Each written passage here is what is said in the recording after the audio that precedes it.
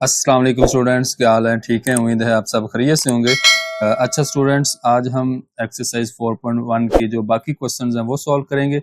और जो last video मैंने बनाई थी 4.1 एक्सरसाइज की, उसमें मैंने क्वेश्चन नंबर 1, क्वेश्चन नंबर 2 और क्वेश्चन नंबर 3 के फर्स्ट 5 पार्ट्स को सॉल्व किया था।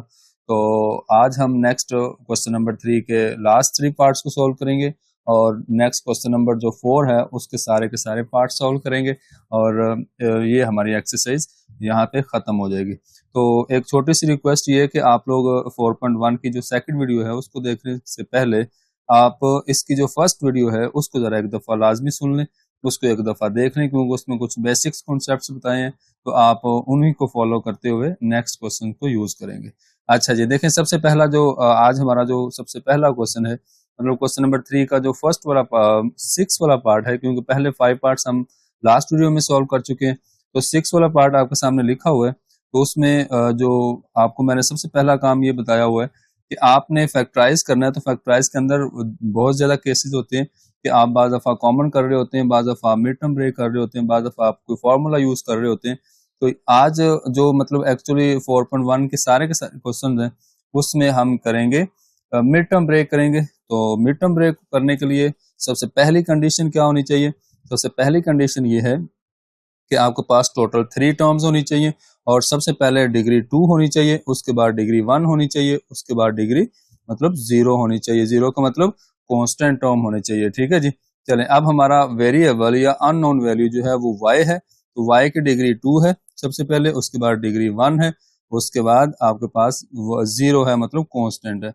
तो मतलब ये है बात करने का कि डिसेंडिंग ऑर्डर में आपको इसकी डिग्री या पावर या एक्सपोनेंट दिया गया है। तो इसका मतलब टोटल 3 टर्म्स होनी चाहिए, ये 1, ये 2 और ये 3।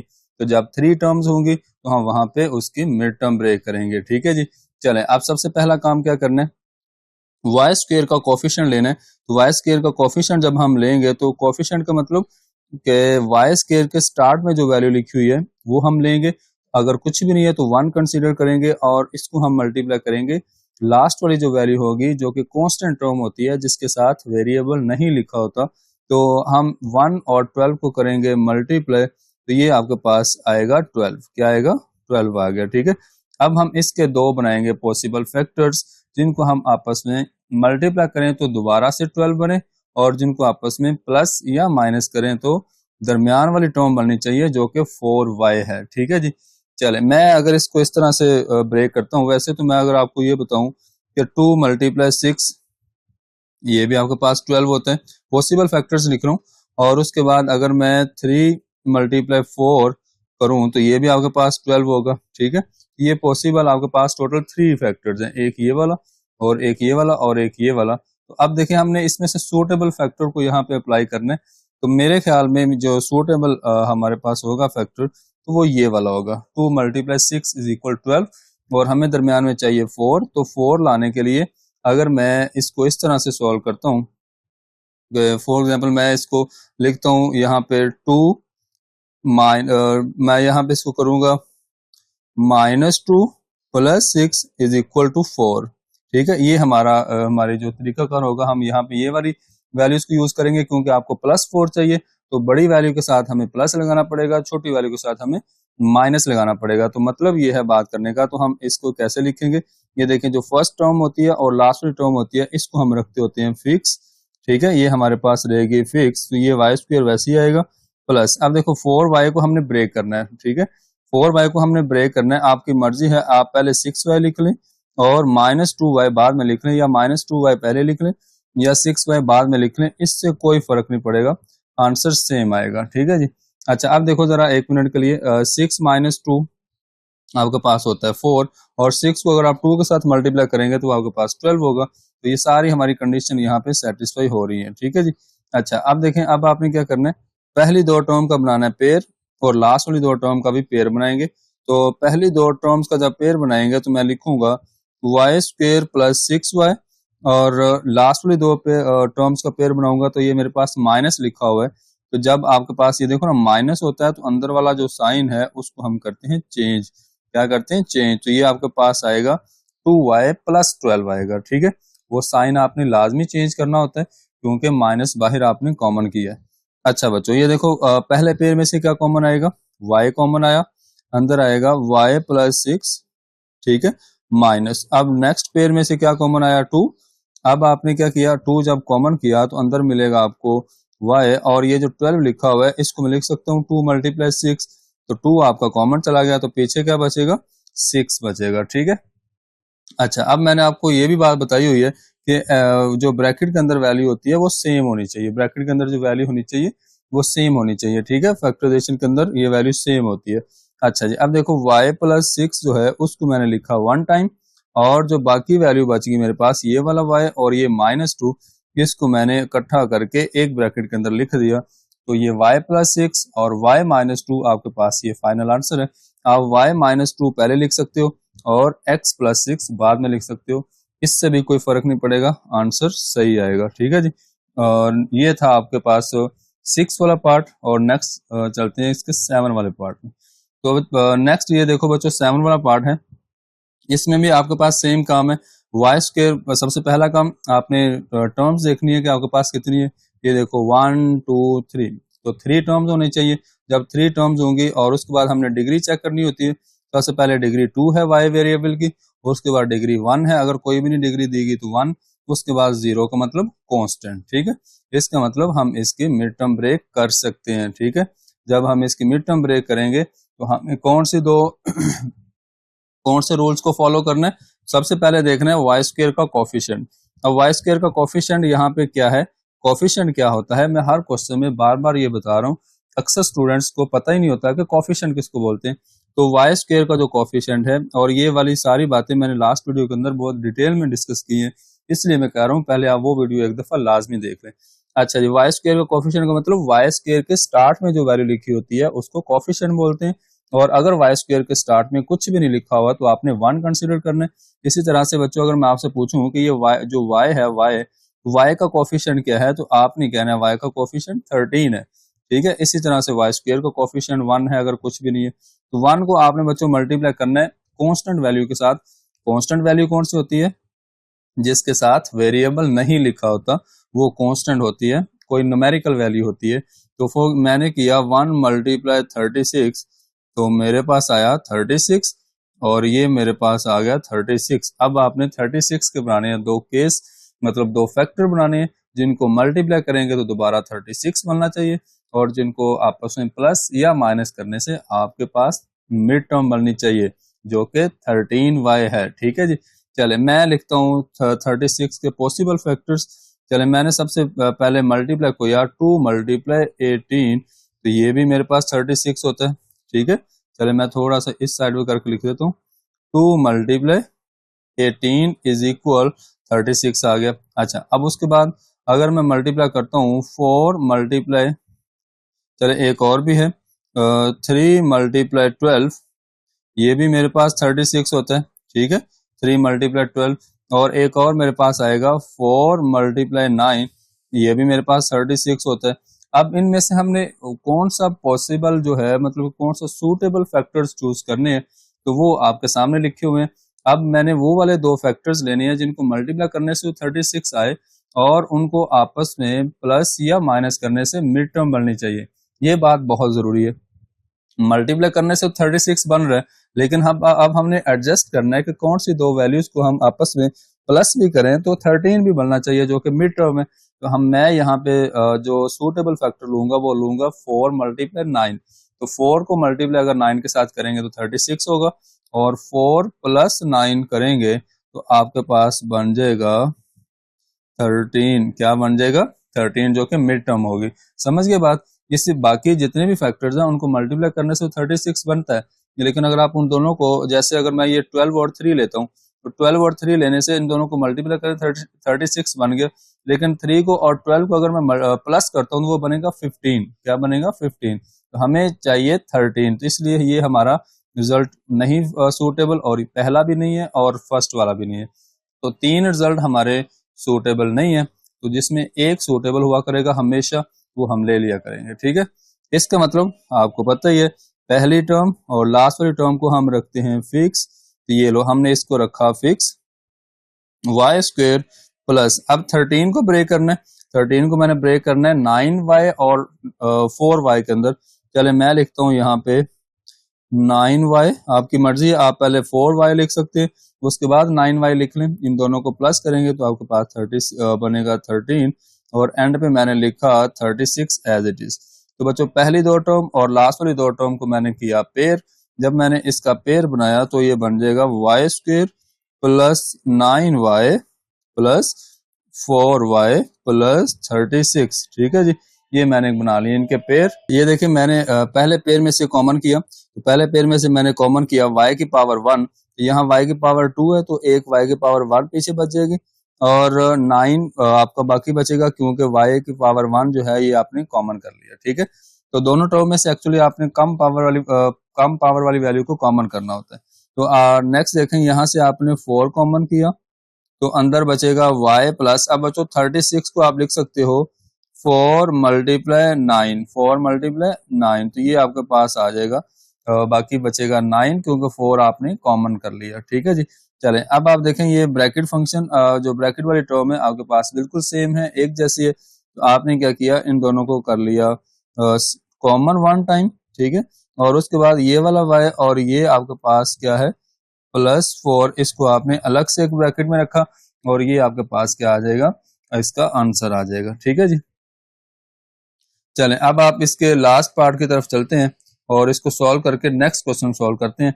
देखिए सबसे पहला हमारा जो इस क्वेश्चन के अंदर लिखा हुआ है ना, क्वेश्चन है वो ये है कि x² माइनस x माइनस 2। अच्छा अब देखें हमें जो मिड टर्म जो इसकी दी गई है वो है -1 कह लो, ठीक है, -1x तो हमने बनाना है और मल्टीप्लाई करना है, हमने किसको करना है, सबसे पहला काम आप ये चेक करो कि टोटल टर्म्स कितनी है, 1 2 3, तो टोटल 3 टर्म्स है, ठीक है। अब इसकी मिड टर्म ब्रेक करेंगे क्योंकि x² का कोफिशिएंट आपके पास कुछ भी नहीं है तो 1 है, इस 1 को आप कांस्टेंट वैल्यू के साथ मल्टीप्लाई करेंगे। अब कांस्टेंट वैल्यू चाहे प्लस में लिखी है चाहे माइनस में लिखी है उसको आपने नहीं देखना, जस्ट आपने क्या करना है, कांस्टेंट वैल्यू ले लेनी है। आपने मल्टीप्लाई किया 1 मल्टीप्लाई 2, तो ये आपके पास आ गया 2। अब आपने बच्चों 2 के फैक्टर बनाने हैं जिनको मल्टीप्लाई करने से 2 आए और उनको आपस में प्लस या माइनस करने से आपके पास -1 आए, जो कि इसकी आपका जो क्वेश्चन दिया गया उसकी मिड टर्म है। अच्छा देखिए मैं अगर इसको दोबारा से इसी फैक्टर के साथ यही दो फैक्टर ले लेता हूँ, 1 मल्टीप्लाई 2 इज इक्वल 2, ओके। अब मुझे -1 चाहिए तो बड़ी वैल्यू के साथ मैं माइनस लगाऊंगा, मतलब 1 माइनस 2 करूंगा तो मुझे मिलेगा -1, तो -1 का मतलब आपको -1 का मतलब -x मिल जाएगा, ठीक है। तो ये मैंने दो जो तरीकाकार हैं, दो रूल्स हैं उसको मैंने फॉलो किया। अब मैंने क्या लिखना है यहाँ पे, आपको पता है कि जो भी आपको क्वेश्चन दिया जाता है उसकी फर्स्ट वाली और एंड वाली वैल्यू आपने रखनी होती है फिक्स। तो ये लो जी, मैंने x² वैसे लिखा माइनस, अब इस x को हमने करना है ब्रेक मतलब कि दरमियान वाले टर्म को हमने ब्रेक करना है। तो ब्रेक करेंगे तो मैं लिखूंगा यहाँ पे, पहले आपकी मर्जी है, आप पहले -2x लिख लें, बाद में +x लिख लें, ठीक है, और एंड पे -2 लिख लें, ओके। अब इनका क्या मतलब है, ये दो अलाइक टर्म्स हैं, तो -2 + 1 -1 मिलेगा आपको, ठीक है, और इनको आपस में जब आप मल्टीप्लाई करोगे -2 मल्टीप्लाई +1 तो -2 मिलेगा, जो कि आपके पास मल्टीप्लाई करके आया था। अच्छा ये आपके पास बच्चों आ जाएगा इसका मतलब कि फैक्टराइज, और इसकी पहली दो टर्म का पेयर बना लो, लास्ट वाली दो टर्म का पेयर बना लो। तो ये आपने पहली दो टर्म का पेयर बनाया और लास्ट वाली दो 2 टर्म्स का पेयर इस तरह से बनाएंगे। अब पहले पेयर में से क्या कॉमन आएगा, x कॉमन आएगा, अंदर क्या बचेगा, x -2 बचेगा, क्योंकि x की पावर 2 में से एक x आपका बाहर चला गया और इधर से x आपका बाहर चला गया, पीछे 2 बचेगा -2, ठीक है जी। अब इस पेयर में बच्चों कुछ भी कॉमन नहीं है, ठीक है, जब कुछ भी कॉमन ना हो आप 1 कॉमन कर सकते हैं, जब कुछ भी कॉमन ना हो आप 1 कॉमन कर सकते हैं, तो आप 1 लिख सकते हैं। तो ये देखो x -2 ये और x -2 ये, तो आपने x -2 लिखा सिंगल टाइम, उसके बाद आपने क्या किया, उसके बाद ये वाला x और ये वाला +1 ये आपने लिख दिया एज इट इज, दोबारा आपने एक ब्रैकेट के अंदर लिख दिया। तो ये था आपका ये वाला क्वेश्चन, तो जो आपने कर लिया समझ लिया। तो सेम इसी तरह से हम चलते हैं नेक्स्ट क्वेश्चन नंबर 4 की तरफ। अच्छा अब ये जो क्वेश्चन नंबर 4 है ना, इसमें थोड़ा सा फर्क है, ठीक है, थोड़ा सा फर्क ये है कि अब हमें एक नेक्स्ट स्टेप पे चले गए हैं। आपने मिड टर्म ब्रेक करना सीख लिया, आपको रूल्स रेगुलेशन का पता चल गया। अब हमें एक एडवांस स्टेप पे जाना है, जिसका मतलब ये है कि अब आपको एक्स स्क्वायर का कोफिशिएंट या वाई स्क्वायर का कोफिशिएंट कुछ ना कुछ वैल्यू दी गई होगी, मतलब 1 के अलावा कोई वैल्यू दी गई होगी। वो वैल्यू 2 हो सकती है, 3 हो सकती है, 4 हो सकती है, 5 हो सकती है, 6 हो सकती है, वट कुछ भी है। मतलब ये है कि एक्स स्क्वायर का या वाई स्क्वायर का कोफिशिएंट पीछे हम जितने भी क्वेश्चन सोल्व करके आए हैं उसमें 1 1 था, तो अब हमें कोई ना कोई न्यूमेरिकल वैल्यू 1 के अलावा दी गई होगी। ठीक है, तो चलें उनको सॉल्व करते हैं। अगर हमें एक्स स्क्वायर या वाई स्क्वायर का कोफिशिएंट अगर हमें कुछ दिया गया 1 के अलावा, तो उसको कैसे सॉल्व करना है, उसके लिए कौन से रूल और रेगुलेशन को फॉलो करना है, सेम वैसे ही है। तो चलें वो डिस्कस करते हैं। चलें पहला पार्ट जो लिखा हुआ है देखें, 2x square plus 7x plus 3। चलें ये मैंने आपके सामने क्वेश्चन रेडी किया हुआ है। तो देखें सबसे पहला काम आपने क्या करना है, एक्स स्क्वायर का कोफिशिएंट देखना है। तो एक्स स्क्वायर का कोफिशिएंट अब 1 नहीं है, अब 2 है, तो सेम वैसा ही काम करेंगे। तो बेसिकली तो आपको पहले मिड टर्म ब्रेक करने से पहले ये चेक करना होता है कि टोटल कितनी टर्म्स हैं। ये देखो 1 2 3, तो टोटल 3 टर्म्स हैं और इनकी डिग्री पावर भी डिसेंडिंग ऑर्डर में है, तो हम इसकी मिड टर्म ब्रेक करेंगे। तो एक्स स्क्वायर का कोफिशिएंट सबसे पहले लेंगे, उसको हम मल्टीप्लाई करेंगे कांस्टेंट वैल्यू के साथ। तो मैं यहाँ पे साइड पे लिख रहा हूँ 2 × 3, ये आपके पास आएगा 6। तो अब हमें बच्चों इस 6 के बनाने हैं फैक्टर, जिनको मल्टीप्लाई करने से आपके पास 6 बने दोबारा से, और उनको आपस में प्लस या माइनस करने से आपके पास मिड टर्म बननी चाहिए जो कि 7x बन रहा है। ठीक है, तो चलें मैं यहाँ लिखता हूँ 6 है। तो 6 जब मैं यहाँ पे लिखूंगा तो इसको मैं फैक्टर बनाऊंगा, 1 × 6 इज इक्वल 6। ये भी आपके पास 6 होता है। ठीक है, या 6 × 1। अब एक बार जरा गौर से सुनिएगा, ये आपके पास 1 × 6 इक्वल 6, मतलब ये मल्टीप्लाई करने वाला केस ओके हो गया। अब मैं अगर 1 + 6 करता हूं तो ये मेरे पास आएगा 7। ठीक है, या 6 + 1 करता हूं तो मेरे पास 7 आ जाएगा, जो कि इस क्वेश्चन की मिड टर्म है। अब देखें, अब कुछ बच्चे ये सोच रहे होते हैं कि सर हमें तो यहाँ पे क्वेश्चन में एंड पे 3 दिया गया, हमने तो 3 बनाना है, लेकिन अब हमें एक्स स्क्वायर का कोफिशिएंट मल्टीप्लाई करके ये 6 बन रहा है, अब हमें 6 बनाना है। ठीक है, अब 3 नहीं बनाना बल्कि 6 बनाना है। तो ये चीज होगी, और उसके बाद ये जो हम यहाँ पे ये लिखते होते हैं ना प्लस करके। बच्चों अब एक बात और गौर से सुनना, ये आपको पता है, आप प्रैक्टिस कर चुके हो। ये 1 लिखा हुआ, 1 का मतलब होता है x, 1 का मतलब क्या होता है x, और 6 का मतलब क्या होता है 6x। हमने अपने पास से साथ x लगाना होता है। ठीक है, तो ये x + 6x टोटल मिलकर बनता है 7x। तो इस तरह से हम साथ x लिख रहे होते हैं। ठीक है, वो आपने अपने माइंड में रखनी है ये वाली बात। तो चले मैं इसको करूंगा अब सॉल्व। तो आपको पता है कि ये जो आपके पास फर्स्ट वाली वैल्यू और लास्ट वाली जो टर्म है इनको रखेंगे हम फिक्स। तो फिक्स रखने के बाद ये देखें हम लिखेंगे 2x² प्लस 7x, सॉरी मैंने 7x को करना है ब्रेक। जब मैंने 7x को ब्रेक किया तो मैं पहले लिख सकता हूँ x, या मैं ये 6x पहले लिखा, उसके बाद मैंने लिखा x, तो एंड पे लिखूंगा +3। ठीक है जी। अच्छा जी, अब मैंने क्या करना है, अब मैंने इनको दोनों को फर्स्ट 2 टर्म का करना है पेयर, और लास्ट वाली 2 टर्म्स का पेयर बनाऊंगा। तो ये बनाएगा मेरे पास 2x² प्लस 6x, और लास्ट वाली 2 टर्म का पेयर बनाऊंगा तो मेरे पास इस तरह से लिखा जाएगा। ठीक है जी। अच्छा अब देखिए बच्चों, पहले पेयर में से क्या कॉमन आया, पहले पेयर में से हम करेंगे 2 कॉमन, एक तो 2 आएगा कॉमन, और नंबर 2 पे हम इसमें से कॉमन करेंगे x की पावर 1 भी कॉमन होगी। अंदर क्या आएगा, अंदर आएगा आपके पास x, क्योंकि 2 कॉमन चला गया, x की पावर 2 में से एक x पीछे बचा। उसके बाद पीछे हम लिखेंगे बच्चों 6 को हम लिख सकते हैं 2 × 3, तो 2 आपका कॉमन चला गया, पीछे बचेगा +3। ठीक है, अब नेक्स्ट पेयर में से कुछ भी कॉमन नहीं है तो आप 1 लिख सकते हैं, ये आ जाएगा। अब देखें, अब ये x + 3 ये और x + 3 ये जब 2 दफा लिखा हुआ है तो हम इसको 1 टाइम लिखेंगे, और ये जो आपके पास बाकी बच गया ये 2x और ये +1, इसको हम अलग से एक ब्रैकेट में लिखेंगे, और ये आपके पास इसका आंसर आ जाएगा। ठीक है जी। चलें, अब ये था आपके पास इसका जो फर्स्ट वाला पार्ट, क्वेश्चन नंबर 4 का। अब चलते हैं इसके सेकंड पार्ट की तरफ। बच्चों सेकंड पार्ट में सेम वैसे ही है, सेम तरीकाकार है, सेम काम है। ये देखो सबसे पहला काम, टोटल 3 टर्म है, 1 2 3, ओके ये 3 टर्म्स होगी। अब आपने क्या करना है, एक्स स्क्वायर का कोफिशिएंट देखना है, वो आपको क्या दिया गया, वो आपको 2 दिया गया। अब आपने इस 2 को मल्टीप्लाई करना है 15 के साथ। तो मैंने लिखा यहाँ साइड पे 2 मल्टीप्लाई 15, तो ये आपके पास बनता है 30। ठीक है, अब आपने बच्चों 30 के दो फैक्टर बनाने हैं जिनको आपस में मल्टीप्लाई करें तो आपके पास दोबारा 30 बने, और उनको आपस में प्लस या माइनस करें तो आपके पास 11x बने, जो कि आपको जो क्वेश्चन दिया गया उसकी मिड टर्म बननी चाहिए। तो चले मैं 30 के पॉसिबल फैक्टर्स लिखता हूँ। एक तो ये 2 मल्टीप्लाई 15 हो गया, ये 30 के फैक्टर है। नंबर 2 पे मैं लिखता हूँ यहाँ पे 3 मल्टीप्लाई 10, तो ये भी मेरे पास 30 होता है। उसके बाद मैं अगर यहाँ पे लिखूं 5 मल्टीप्लाई 6, ये भी मेरे पास 30 होता है। और यही मेरे पास सूटेबल फैक्टर्स होंगे जिनको मैं मल्टीप्लाई करूंगा तो 30 बनेगा। अगर मैं 6 और 5 को प्लस करूंगा या 5 प्लस 6 लिख लें, आपकी मर्जी है, 5 प्लस 6 लिख लें, 5 प्लस 6 इज इक्वल आपके पास 11 होता है। ठीक है, जो कि आपको जो क्वेश्चन दिया गया उसकी मिड टर्म बन जाएगी। चले मैं यही लिखूंगा। मैं आपको आइडिया है कि हमें क्या करना है, जो पहली वैल्यू होती है उसको और एंड वाली वैल्यू को हमने रखना होता है फिक्स। ये आपने फिक्स रखा। अब आपने लिखा यहाँ पे इक्वल 2x² प्लस, अब आपने 11 को ब्रेक करना है, 11 को ब्रेक करके मैंने इसको लिखा 5x प्लस 6x प्लस 15। ठीक है जी, ये मैंने लिख दिया इसको।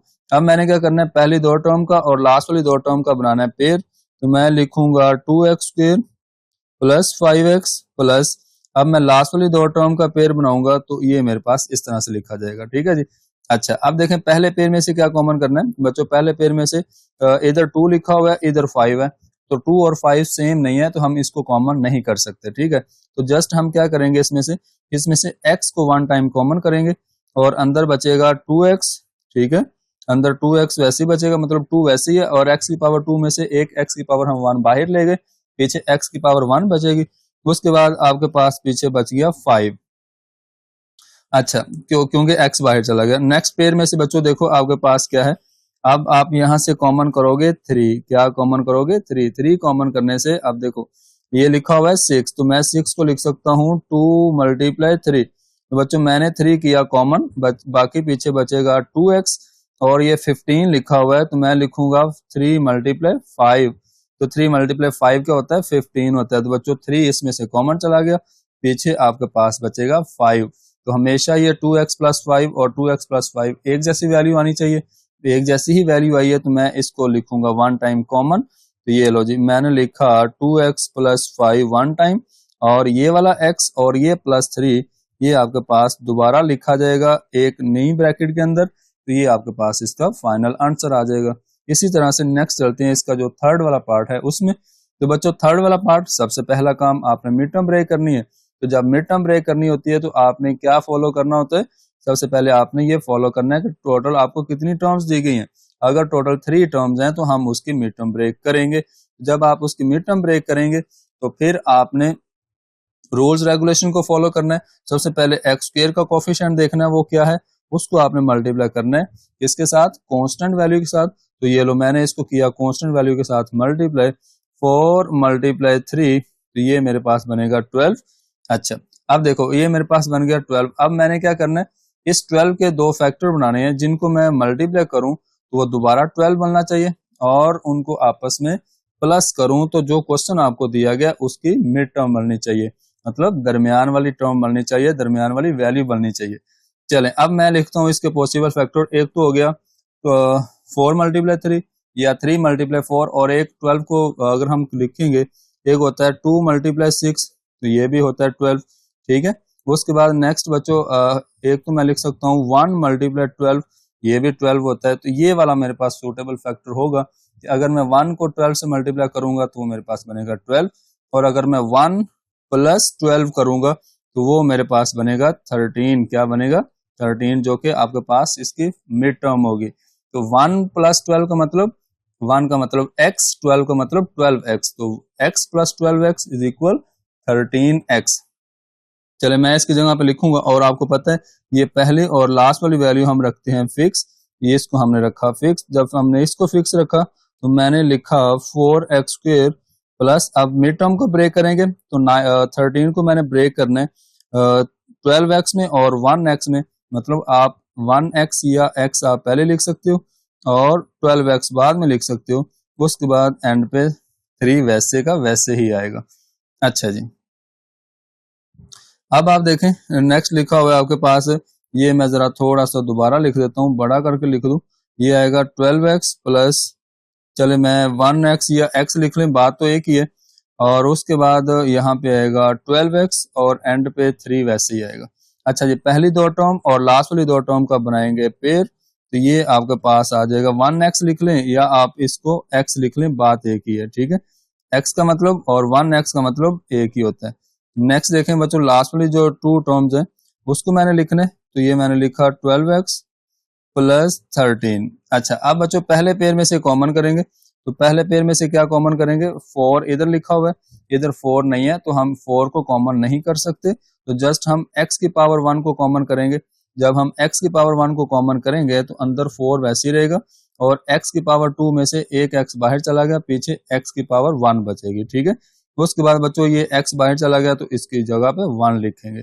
जब पूरी वैल्यू बाहर कॉमन चली जाती है तो पीछे 1 बचता है। अच्छा जी, 12x प्लस 3, तो आपने यहां से कॉमन करना है, ये 12 है और ये 3 है। बच्चों आप 12 को लिख सकते हो 3 मल्टीप्लाई 4, तो 3 आपका कॉमन चला जाएगा, ठीक है। अंदर क्या बचेगा, अंदर आपका 4 बचेगा, 4x प्लस 1 बचेगा, क्योंकि आपका यहाँ से 3 भी चला गया बाहर कॉमन। तो बच्चों ये देखो 4x प्लस 1, 4x प्लस 1 आ गया एक जैसा, तो आपने 4x प्लस 1 को लिखा 1 टाइम, और जो बाकी बचा हुआ आपके पास ये x और ये प्लस 3, इसको भी आपने लिखा 1 टाइम, तो ये आपके पास इसका आ जाएगा फाइनल आंसर। चले नेक्स्ट चलते हैं, इसका जो 4 वाला पार्ट है, बाकी हमारे सिर्फ 5 पार्ट्स बाकी बचे हैं, तो इंशाल्लाह हमारा फिर ये लेक्चर खत्म हो जाएगा। उम्मीद है आप सब लोगों को समझ आ रही होगी ये सारी बातें। अब तो बहुत ही आप लोगों के लिए आसान बात होगी, बहुत मजेदार क्वेश्चन लग रहे होंगे। तो चलें आप इसको कंटिन्यू रखते हैं। तो चलें, सबसे पहला काम 3 टर्म्स है, 1 2 3, बिल्कुल सही बात है।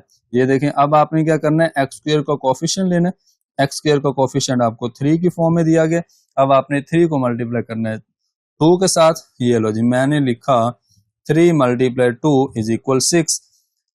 अब आपने 6 बन गया। अब आपने 6 के बनाने हैं 2 फैक्टर, जिनको मल्टीप्लाई करने से आपके पास क्या आना चाहिए, दोबारा 6 आना चाहिए, और उनको आपस में प्लस करने से आपके पास 5x बनना चाहिए, जो कि इस क्वेश्चन की मिड टर्म है। अच्छा जी, अब बच्चों ये देखो आपके पास लिखा हुआ है 2 6 है ना, तो मैं इसको यही 2 फैक्टर बना लूंगा, 3 मल्टीप्लाई 2 ले लूंगा। हाँ बिल्कुल सही है, 3 मल्टीप्लाई 2 6 होता है। अगर मैं 3 प्लस 2 कर देता हूँ, 3 प्लस 2 तो ये होता है 5, मतलब दरमियानी मिड टर्म बन जाएगी। और एक और बात याद रखें, ये जो 3 प्लस 2 है इसका मतलब 3x प्लस 2x है, साथ x लगाते होते हैं, ठीक है। तो चले मैं इसी को लिखता हूँ, आपके पास आ जाएगा फर्स्ट टर्म ये वाली, और लास्ट वाली टर्म हम रखेंगे फिक्स। चलें, अब मैंने इसको किया फिक्स, फिक्स करने के बाद मैंने लिखा 3x स्क्वायर प्लस, अब आपकी मर्जी, आप पहले 3x लिख लें या आप पहले 2x लिख लें। चले मैंने 3x लिखा, बाद में 2x लिखा, और एंड पे प्लस 2 कर दिया, ठीक है जी। अब बच्चों पहली दो टर्म और लास्ट वाली दो टर्म का मैं करूंगा पेयर, तो ये मैंने लिखा 3x स्क्वायर प्लस 3x, और एंड वाली दो टर्म का पेयर बनाया तो मैंने इस तरह से लिखा। अच्छा, अब देखो बच्चों पहले पेयर में से क्या कॉमन आएगा, इधर भी 3 है और इधर भी 3 है, तो x की पावर इधर भी है और x की पावर इधर भी है, मतलब एक हमारा आ जाएगा कॉमन 3, और उसके साथ एक आ जाएगा आपके पास x आ जाएगा, ठीक है। चले, अब आपने बच्चों जब 3 यहाँ से कॉमन चला गया, x की पावर 2 में से एक x बाहर कॉमन चला गया, यहाँ से कंप्लीट 3x बाहर चला गया, पीछे 1 बचेगा, तो x प्लस 1 अंदर बचेगा और कॉमन चला जाएगा 3x।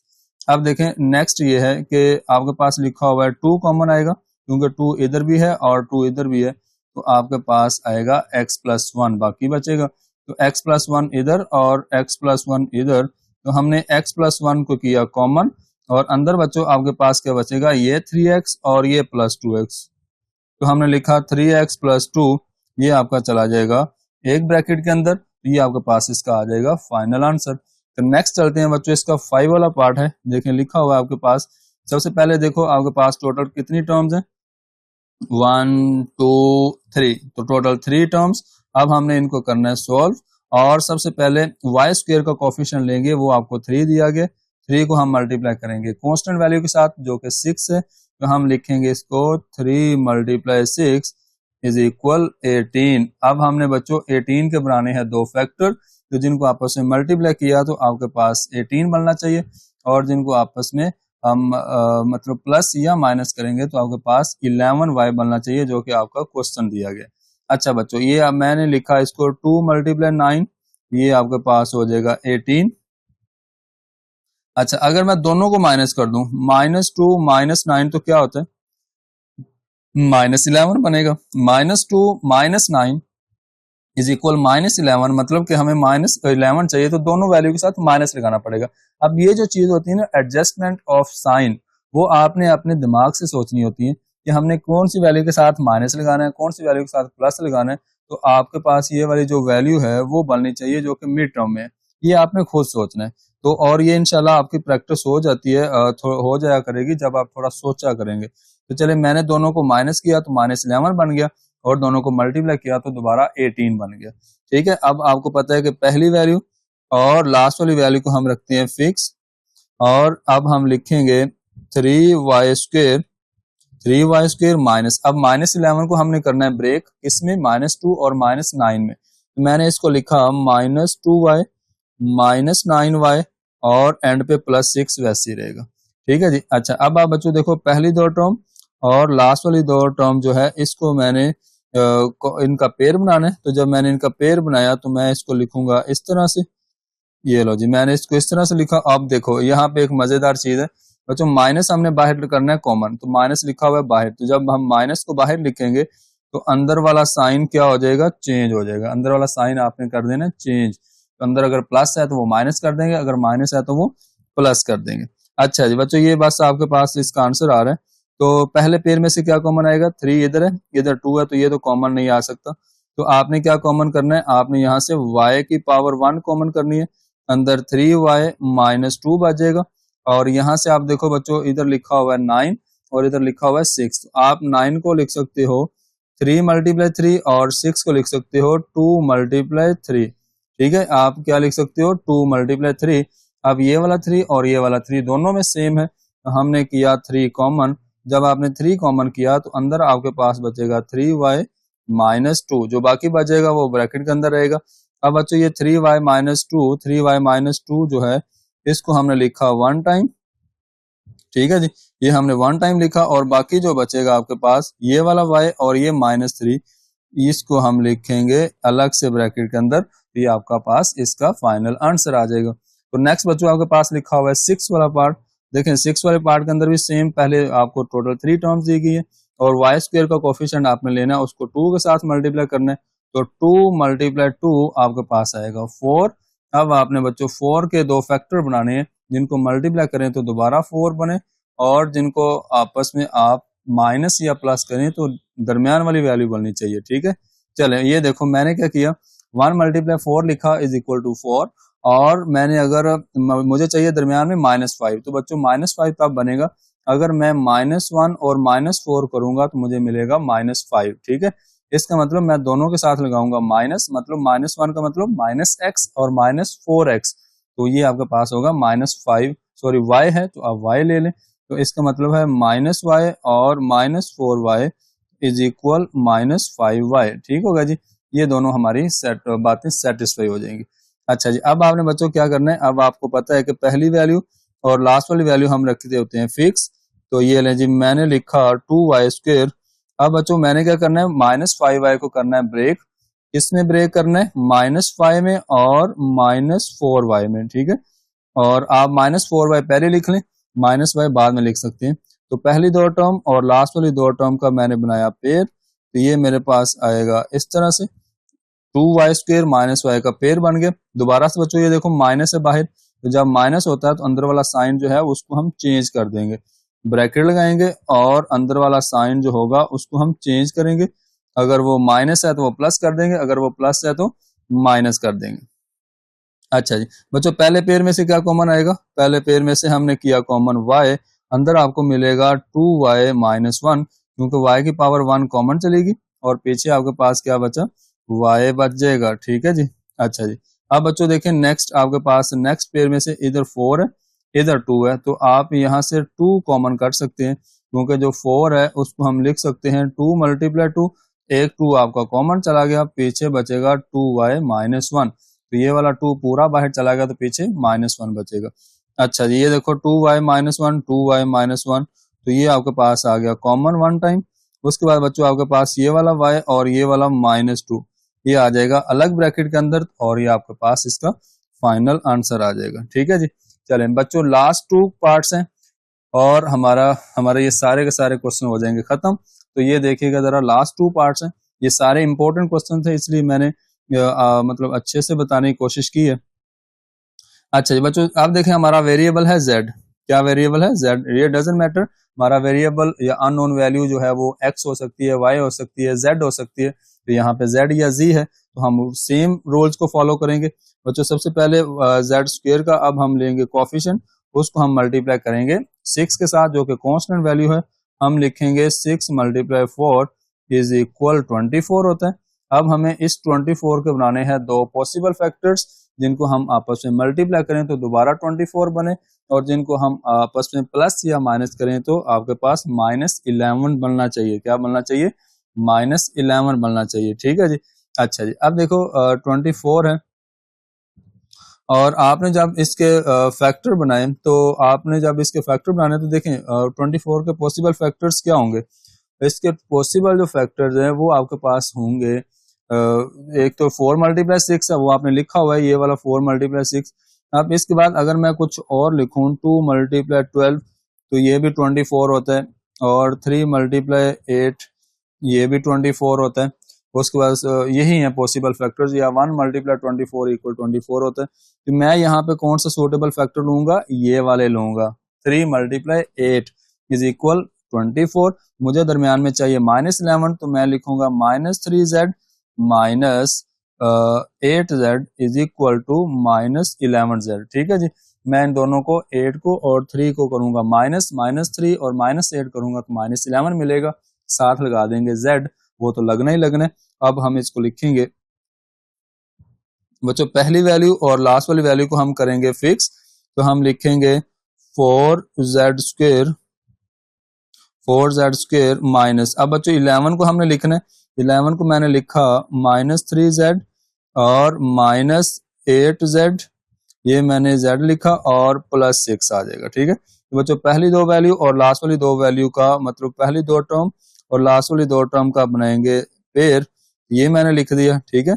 और एंड वाली दो टर्म का जब पेयर बनाएंगे तो माइनस जब करेंगे कॉमन, ये माइनस कॉमन किया तो अंदर वाला साइन हो जाएगा चेंज। ठीक है जी। चलें अब आप बच्चों देखो क्या करेंगे, पहले पेयर में से कॉमन न्यूमेरिकल वैल्यू तो कॉमन नहीं आएगी, क्योंकि इधर 4 है इधर 3 है, हम कॉमन नहीं कर सकते, तो सिर्फ z की पावर 1 कॉमन करेंगे, अंदर बचेगा हमारे पास 4z - 3। अब यहाँ पे बच्चों लिखा हुआ है 8, तो 8 को मैं क्या लिख सकता हूँ? मैं 8 को लिख सकता हूँ 2 × 4 और 6 को लिख सकता हूँ 2 × 3, तो मतलब 2 दोनों में है, तो मैंने 2 किया कॉमन, तो अंदर मिलेगा मुझे 4z - 3। ठीक है जी। ये देखो 4z - 3, 4z - 3, ये आपके पास आएगा कॉमन, 4z - 3 कॉमन आ गया, तो बाकी बचेगा ये z और ये -2, इसको मैं लिखूंगा यहाँ पे। ठीक है जी। ये आपके पास बच्चों इसका आ जाएगा फाइनल आंसर। अच्छा जी, ये आपके पास बच्चों लास्ट वाला क्वेश्चन है, लास्ट वाला पार्ट है 6 + 7x - 3x²। अच्छा, इनको ना उन्होंने आपको दिया गया है, समझ लें कि असेंडिंग ऑर्डर में आपको वैल्यू पावर दी गई, मतलब कि छोटी पावर से बड़ी पावर की तरफ दी गई। तो अब आपने क्या करना है, आपने बच्चों इसको एडजस्ट कर लेना, मतलब इसको आपने इस तरह से लिख लेना है। आपने इसको लिखा -3x² पहले लिखा, +7x लिखा और एंड पे +6 लिखा, आपने इसको अरेंज कर लेना। ठीक है, ये आपने कर लिया इसको अरेंज। अब आपने जब इसको अरेंज किया तो आप इसको किस तरह से सॉल्व कर सकते हैं। अगर तो आप चाहते हो कि आप वैसे ही जैसे आपका क्वेश्चन लिखा हुआ है वैसे ही सॉल्व कर लें तो भी ठीक है, कोई इतना बड़ा इशू नहीं है। अब बच्चों देखें आपको वैल्यू क्या है, आप इस तरह करें, ये जो आपके पास x² का कोफिशिएंट है वो आपको -3 दिया गया और -3 को आप करेंगे मल्टीप्लाई 6 के साथ, तो मैं इसको लिखूंगा -3 × 6, तो ये बच्चों आपके पास बनेगा -18। अब आपने -18 को इस तरह से एडजस्ट करना है कि आपके पास जो दोबारा वैल्यू मल्टीप्लाई करने से -18 ही मिलनी चाहिए, और उनको प्लस या माइनस करने से आपके पास क्या बनना चाहिए, आपके पास +7 बनना चाहिए। ठीक है, अगर मैं बच्चों इसको लिखता हूँ 2 × 9 तो ये मेरे पास आएगा 18। ठीक है, चले मैं 2 माइनस जो है वो 2 के साथ लगा दूं या 9 के साथ लगा दूं, बात एक ही है, इससे कोई फर्क नहीं पड़ता। अब मैंने क्या करना है बच्चों, मैं करूंगा -2 + 9 करूंगा तो मुझे मिलेगा 7। ठीक है, क्या मिलेगा, 7 मिलेगा, जो कि इसकी आपके क्वेश्चन की मिड टर्म है। तो मैं लिखूंगा -3x² और यहाँ लिख लेता हूँ माइनस, चलें अगर आपने माइनस नहीं लिखना तो आपकी मर्जी है, माइनस लिखना है तो माइनस लिख भी सकते हैं। चलिए मैंने -2x लिखा पहले, उसके बाद -9x लिखा। ठीक है, और एंड पे क्या लिखूंगा, +6 वैसे ही रहेगा, क्योंकि आपको पता है कि इसकी जो पहली वैल्यू होती है और लास्ट वाली वैल्यू होती है उसको हमने फिक्स रखना होता है। अच्छा जी, अब देखो बच्चों पहली दो टर्म में इनका पेयर बना लेते हैं, -3x² -2x। ठीक है, ये आपके पास आ जाएगा, और लास्ट वाली दो टर्म का पेयर बनाएंगे, ये आपके पास आएगा 9x + 6। अच्छा, अब देखो बच्चों आपने क्या करना है, अब आपने यहाँ से कॉमन करना है, तो जस्ट आपने ये देखना है, एक तो माइनस कॉमन आएगा क्योंकि माइनस दोनों नेगेटिव है, और दूसरा आपके पास कॉमन आएगा x आएगा। ठीक है, तो ये कॉमन आ गया, अंदर बचेगा 3x + 2, क्योंकि माइनस बाहर गया, अंदर वाला साइन हो जाएगा चेंज, अंदर वाले दोनों साइन चेंज हो गए, दोनों माइनस जो है वो प्लस बन जाएंगे। बच्चों यहाँ से क्या कॉमन आएगा, 3 × 3 लिख सकते हैं 9 को, और इसको लिख सकते हैं 2 × 3। तो आपने क्या किया, कॉमन 3 कॉमन कर लिया, अंदर आपके पास आएगा 3x + 2 बच जाएगा। ठीक है, अब आप देखें ये आपके पास 3x + 2 और 3x + 2 ये आपके पास आ जाएगा कॉमन, 1 टाइम लिखेंगे इसको, जब आपने इसको लिखा 1 टाइम, और बाकी आपके पास बचेगा ये -x और ये +3, तो आपने लिखा -x + 3 इस तरह से ब्रैकेट के अंदर। अब लास्ट पे आपने एक काम करना है, बस ये आपके पास फाइनल आंसर तो आ गया, लेकिन आप इसको लिख लें 3x + 2, ये आपने वैसे लिखना है बच्चों, इसका ये 3 पहले लिख लो और ये -x बाद में लिख लो, ये आपके पास इसका आ जाएगा फाइनल आंसर। ठीक है जी, ये थी आपके एक्सरसाइज 4.1। उम्मीद है आप सब लोगों को क्लियर होगी। मिड टर्म ब्रेक करना आपने सीख लिया होगा, तो अपना ख्याल रखिएगा और इंशाल्लाह मिलेंगे नेक्स्ट वीडियो के अंदर।